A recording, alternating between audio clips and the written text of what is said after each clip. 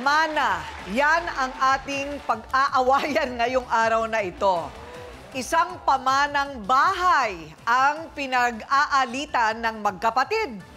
Hirit ng nakatatandang kapatid, siya daw ang nag-alaga sa inang nag-iwan ng mana. Pero buwelta naman ng nakababata, anak din daw siya. Kaya ang hirit nila sa isa't isa, bakit? Bahay mo ba to? Hoy, Mirasol, huwag kang pilingera. Dahil may karapatan din ako sa bahay natin, dahil anak din ako ng nanay natin. Sina Marites at Mirasol ay nagkasagutan dahil sa bahay ng magulang na kanilang pinag-aagawan. Mas may karapatan po si Mama Mirasol. Simula po nung namatay po si Lola, siya na po nag-asikaso ng lahat. Mana-mana, kanino kaya mapupunta? O maghahatian na lang sila sa pamana para matapos na ang problema? Yun naman ang kanyang sinasabi. Siya raw ang nagsasakripisyo sa ibang bansa. Pero pinagkaita ng mana ng kanyang nakatatandang kapatid. O eto na, Tess, humarap ka na.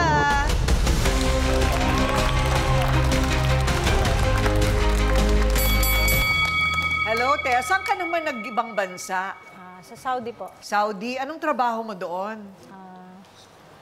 Caregiver po. Caregiver. So, anong nangyari? Nagrereklamo po kasi ako. Sabi niya kasi wala na daw akong karapatan. Kasi po, yung since na natira ako doon, may asawa ako. Kaya lang, nung sabi niya nag-asawa ko, kargo na daw ako ng asawa ko. Pero ang ginawa ko, nung humahabol nga ako dahil nga yung bahay namin, nagparty-party nga po. Kaya po humahabol ako, namingi ako ng espasyo doon. Kasi hindi naman talaga totally sa kanya, yung kumbaga sa bahay ng nanay ko yun.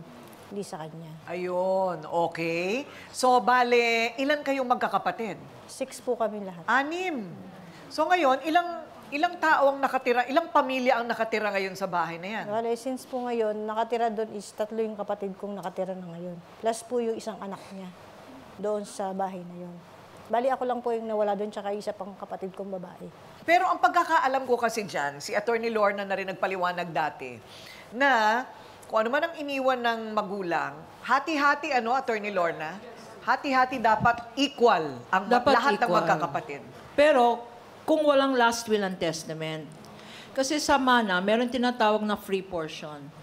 Kasi kung minsan meron tayong mga anak na may nangangailangan, let's say nag-aaral pa, or minor, bibigyan mo ng mas malaking share. Pwede yon sa last will and testament. Pero pag walang last will and testament, ang presumption ng law, mahal mo sila equally. Ganon. At ang pangangailangan nila ay equal. So kung may last will and testament, pwede ring wala kang ipapamana sa isang anak? Hindi pwede. Hindi pwede yon. Oo, kasi ang mga anak natin ay ang tawag doon compulsory heir. Unless may ground ka for disinheritance. Okay, so in this case, wala namang iniwan. Wala pong habilin na ganito, may ganito. Kailangan po, parang nasusunod siya nga po Kumbaga, kung hindi talaga niya bibigyan ng space. Walang naiwan na habilin ng nanay mo. Wala ka na rin tatay. Wala na rin po. Since 7 years old pa lang po. Wala na. Wala na. So sa nanay mo yun. Okay, so ngayon, ano nasabi naman ng ibang mong kapatid? Naghahabol din? Yun po yung nakarapatan ko talagang humabol kasi anak din po ako ng nanay ko. Yun ang sabi ng ibang mong kapatid. Para paglabang ko rin yung karapatan ano ba itong mansion na ito? Gaano kalaki ang mansion? Alam ko po nasa 39 square meter lang. 39 square meters. Opo. 39 square meters. Ano ba yung 39? Maliit. Sa mga mayayaman, banyo lang yun. Diba, no? Oo. 39 square. Ilang kwarto yan? Nung hindi pa napapayos yun, bali 2 kwarto lang yun. Sa nanay ko tsaka sa isang kapatid ko lalaki.